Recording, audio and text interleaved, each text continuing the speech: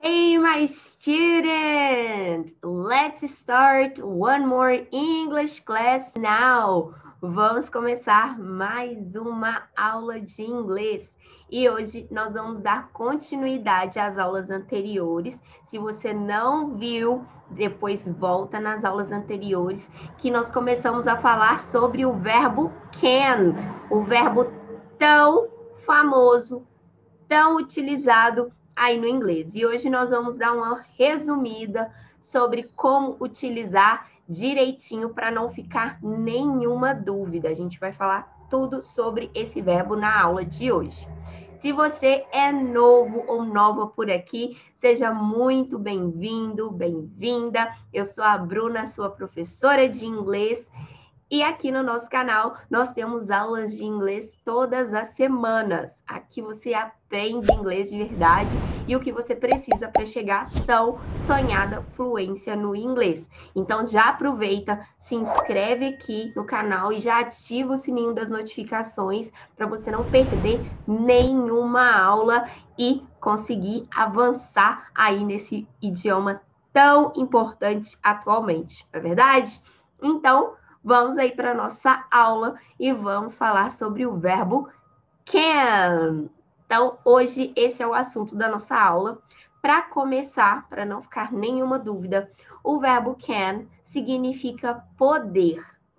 Mas ele tem três sentidos diferentes que a gente vai ver daqui a pouquinho. Esse verbo é um verbo especial, por isso ele não tem variação nenhuma. O que é isso, teacher? Quando a gente precisa modificar o verbo para colocar ele na forma correta para determinada pessoa, né? Então, se eu preciso falar que eu posso, ela pode, eles podem, com o verbo can, a gente utiliza a mesma forma para todas as pessoas.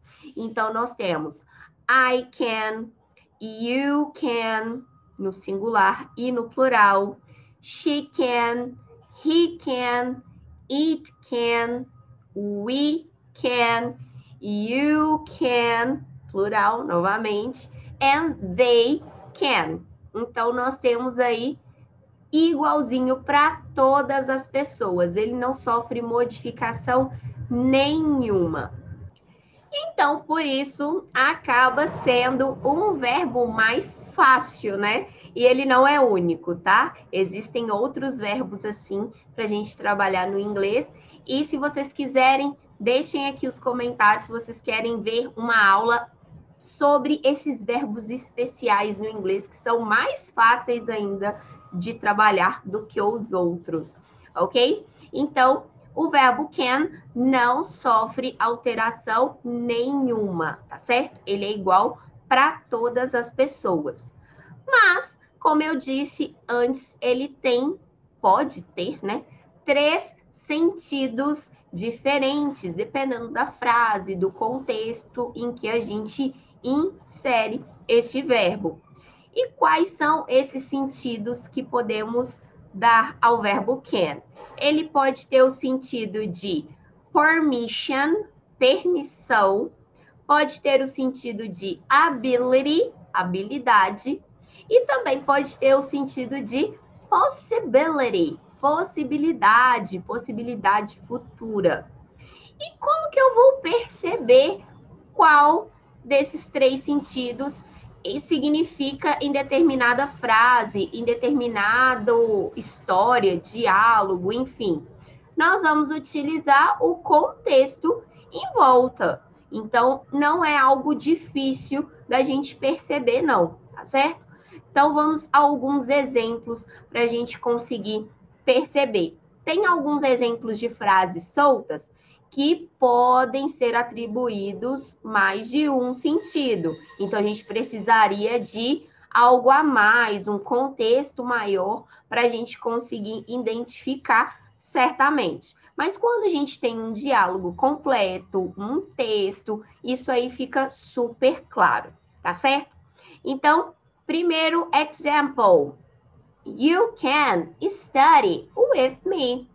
Você pode estudar comigo. You can study with me. Essa frase tem o sentido aí de permission, permissão. Eu estou dando a permissão, né? Você pode estudar comigo, você pode vir e ficar aqui comigo estudando, eu deixo você fazer isso. Então, ele teria esse sentido de que eu deixo você fazer algo. Então, você pode estudar comigo. Second example. I can speak English. Eu posso falar inglês. Posso no sentido de conseguir. Então, eu consigo, eu sei falar inglês. Então, quando a gente quer falar de uma habilidade que nós temos, algo que eu consigo fazer, né? Ah, eu sei falar inglês, eu sei nadar, eu sei cozinhar. Quando a gente quiser falar sobre essas habilidades, coisas que a gente sabe fazer, nós podemos usar o verbo can, porque ele tem esse sentido de habilidade também, tá certo? Third example, she can work tomorrow. She can work tomorrow. It's a possibility. É uma possibilidade. Ela pode trabalhar amanhã. Pode ser que ela trabalhe amanhã. Então, tem esse sentido, né? Ah, teacher, essa frase pode encaixar em permission também? Sim, ela pode. A gente pode estar falando que sim, ela pode, no sentido que tem a permissão de trabalhar amanhã. Mas pode também indicar uma possibilidade futura. Se a gente tivesse mais informações, a gente conseguiria aí compreender facilmente o contexto e o sentido do verbo can. Tá, eu disse aí algo que eu posso fazer, que eu consigo fazer, e se eu quiser falar que não, eu não posso, eu não consigo, é simples, basta colocar o not após o verbo can. Então, a gente pode sim fazer frases negativas. Essas mesmas frases de exemplo. Se eu quiser falar que não, não é possível algo. Eu disse no primeiro exemplo, you can study with me. Mas eu não quero dar essa permissão mais. Eu estou muito ocupada e aí você vai me atrapalhar. No, you cannot study with me. Então, agora eu disse que não dei a permissão. E eu posso usar esse cannot contraído também. Usando a contração, fica you can't study with me. Você pode usar a contração ou não. Você escolhe, tá certo? Quando você for falar, você pode dizer you can study with me. Sorry, negative. You cannot study with me, or you can't study with me. Segundo exemplo, I can speak English. Ah, eu sei, eu consigo falar inglês. Mas e Japanese? I can't speak Japanese. Não, eu não consigo, eu não sei falar japonês. I cannot speak Japanese or I can't speak Japanese. Podemos usar contração também. Third example, que nós usamos. She can work tomorrow. A possibility, a future possibility, uma possibilidade futura. Mas não, provavelmente ela não vai poder, não vai trabalhar amanhã. So, she cannot work tomorrow. Or she can't work tomorrow. Então, nós vimos aí que é simples. Frases afirmativas, frases negativas, com os três sentidos do verbo can. Mas se eu quiser fazer uma pergunta para alguém, como eu faço? Também é simples.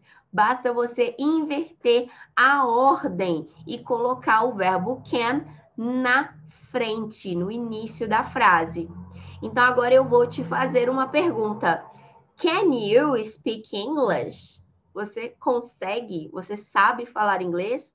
Ah, se a resposta for no, o que está faltando? Se inscrever aqui no canal e assistir e participar das nossas aulas de inglês, para aí sim você responder Yes, I can speak English.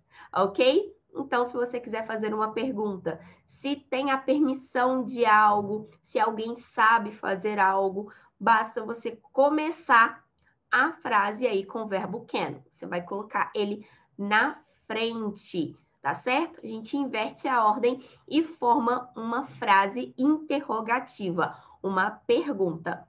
E por que que isso é necessário? A gente tem essa regra no inglês de ter um verbo no início da pergunta para já indicar que é uma pergunta. Além de, claro, fazer a entonação de pergunta e também, quando for escrito, ter o ponto de interrogação, question mark, lá no final da frase, para a gente realmente mostrar que se trata de uma frase interrogativa, uma pergunta, a question, ok? Então, examples of questions for you. Exemplos de perguntas para você. Can you speak English? Can I study with you? Can she work tomorrow? Exemplos aí também de frases interrogativas com os exemplos que a gente trabalhou no início aí da aula. Agora eu quero você deixando aqui nos comentários exemplos com o verbo can. Pode ser qualquer um dos três sentidos. Ability, permission or possibility. Deixa aqui um exemplo para mim e, claro, não esqueça de deixar seu like aqui na aula, que é muito importante para que a gente possa mostrar essa aula para várias outras pessoas e continuar com as nossas aulas de inglês aqui no canal. Então, se você gostou da aula, deixe seu like, compartilhe com as pessoas que precisam aprender a falar inglês e participe das próximas aulas também, que juntos a gente vai rumo à fluência no inglês, ok? So have a good one and I see you in our next class. Bye bye!